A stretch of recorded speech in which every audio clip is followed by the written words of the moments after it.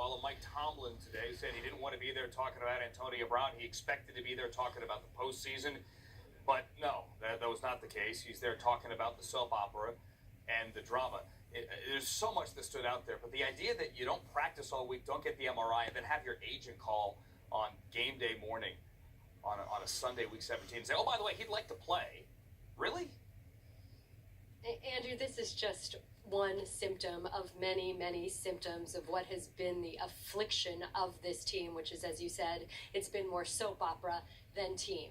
The issues with Antonio Brown go back all the way to the spring when he seemed to have a public meltdown about the attention that he's getting. He then later would call a reporter a clown and a racist. He'd threaten to break another reporter's jaw. He was absent from training camp. He had a sideline meltdown at his new wide receiver coach. He didn't show up for a Monday meeting. Should I keep going, Andrew? Because if you'd like to. Keeps on going. Because actually, Aditi, I mean, no, we had, let me tell you, we had a list here in the newsroom. We couldn't even put it on the screen because it was like 5 pages of everything that went down since the end of last season. You forget so many of these little incidents because I think that we collectively just brush them off.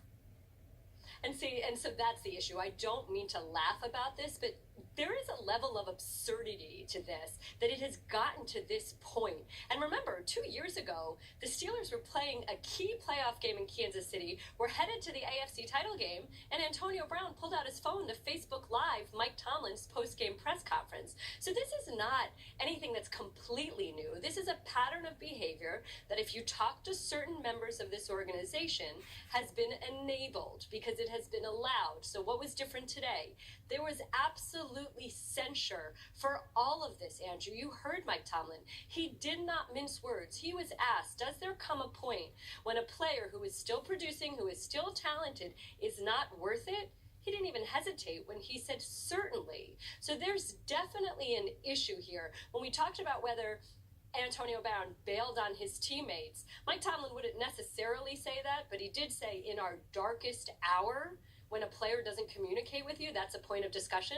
I can tell you what quite a few of his teammates said. One of his teammates messaged me that morning and said, well, AB tapped out on us. So there's clearly a trust issue in this locker room. There's a question of whether these players really want Antonio Brown back because of all this drama that has happened. Defensive end Cam Hayward went on the radio and said he does believe that this relationship can be repaired. I heard from 3 other players who said this locker room will be lost if Antonio Brown is allowed to continue to behave in this way, and if Mike Tomlin is to continue to make excuses for him, as he has over the course of that entire litany of incidents, Andrew, that you and I talked about. But now here's a really key point in all of this. I had multiple members of this organization say to me, multiple members of this organization on multiple levels say to me that maybe not making the playoffs was for the best, because now there will be consequences. Now, behavior like Antonio Brown's won't necessarily be justified.